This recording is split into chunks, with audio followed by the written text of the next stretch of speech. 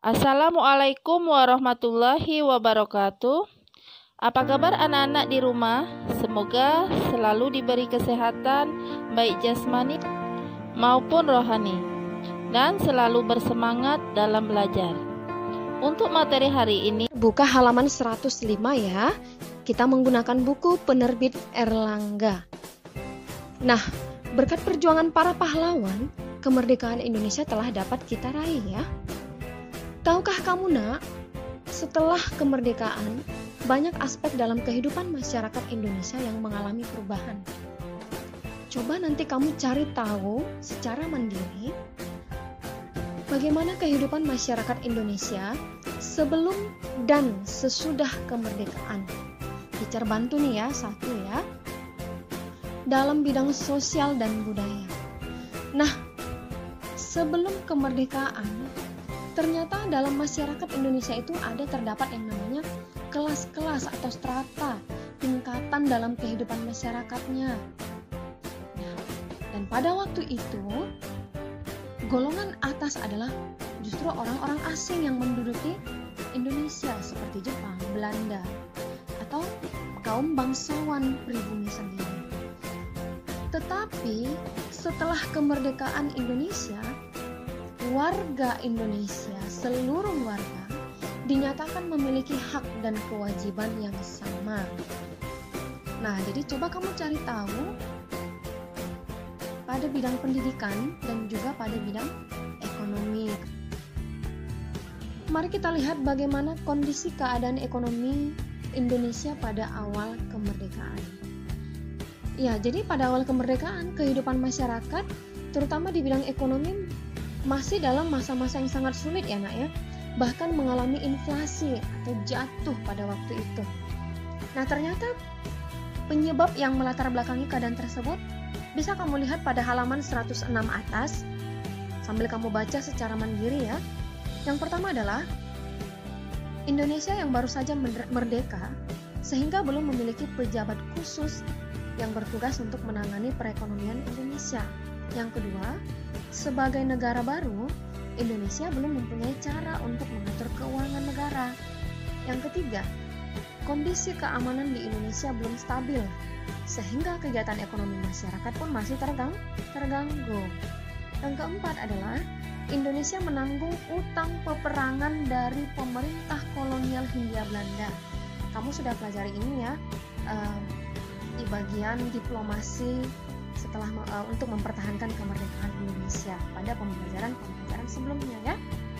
Yang kelima adalah pengeluaran yang besar untuk membiayai operasional pertahanan dan keamanan negara. Tentu kamu tahu bahwa setelah proklamasi kemerdekaan, Indonesia masih harus berjuang untuk mempertahankan kemerdekaan sehingga banyak terjadi peperangan. Jadi ada banyak biaya operasionalnya. Yang terakhir yang keenam adalah Indonesia belum memiliki mata uang sendiri. Saat itu mata uang yang digunakan adalah mata uang Jepang dan mata uang Hindia Belanda.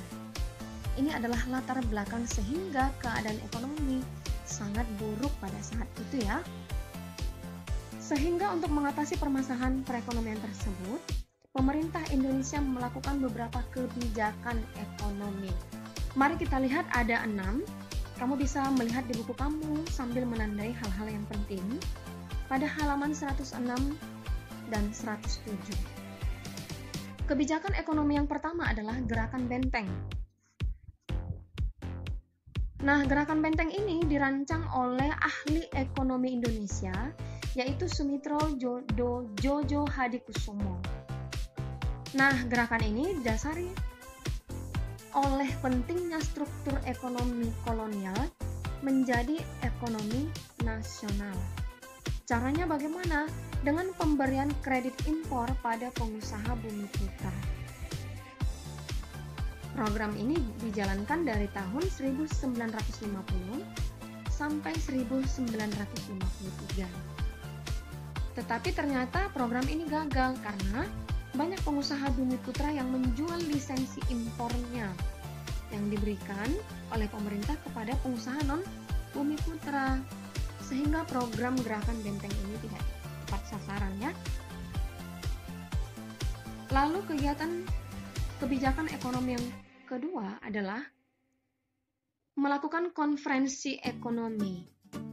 Pada awal tahun 1946 diselenggarakan konferensi ekonomi yang diikuti oleh kepala daerah di Pulau Jawa. Tujuan konferensi ini adalah untuk memperoleh kesepakatan untuk mengatasi permasalahan produksi dan distribusi pangan, sandang, serta nasionalisasi perkebunan.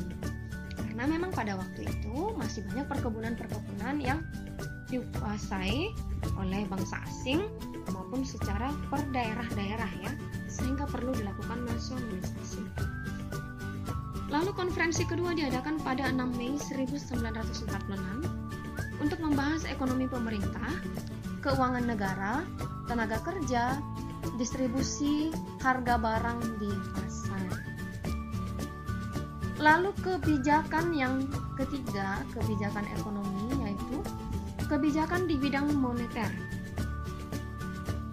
Pada 13 Desember 1965, pemerintah menerapkan kebijakan untuk menekan inflasi atau jatuhnya perekonomian ya.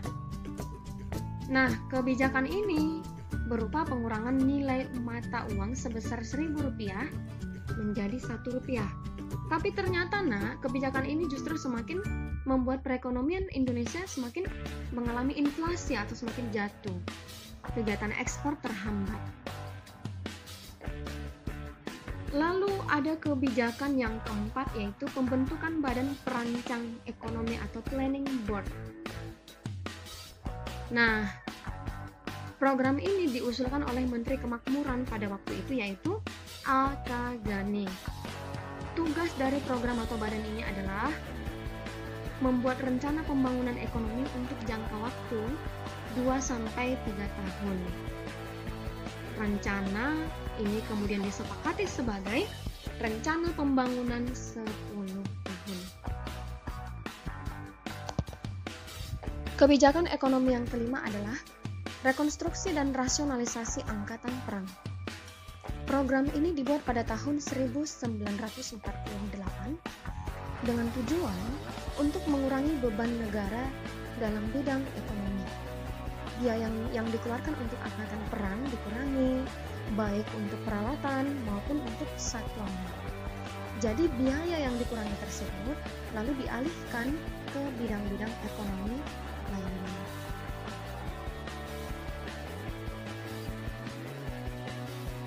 Yang keenam adalah kebijakan Uang Republik Indonesia atau ORI. Pada 1 Oktober 1945, diberlakukan kebijakan melarang penggunaan mata uang meja dan menggantikannya dengan penggunaan uang Republik Indonesia atau ORI. Lalu pada 25 Oktober 1945 juga dikeluarkan kebijakan mengenai pertukaran mata uang rupiah Jepang. Nah, kamu tahu Hari Keuangan diperingati pada tanggal 25 Oktober. Nah, sudah paham anak-anak teacher? Teacher harap kamu bisa lebih membaca-baca buku kamu ya. Demikianlah pembelajaran kita pada hari ini. Terima kasih. Nasrun minallah wa fatun qarib. Assalamualaikum warahmatullahi wabarakatuh.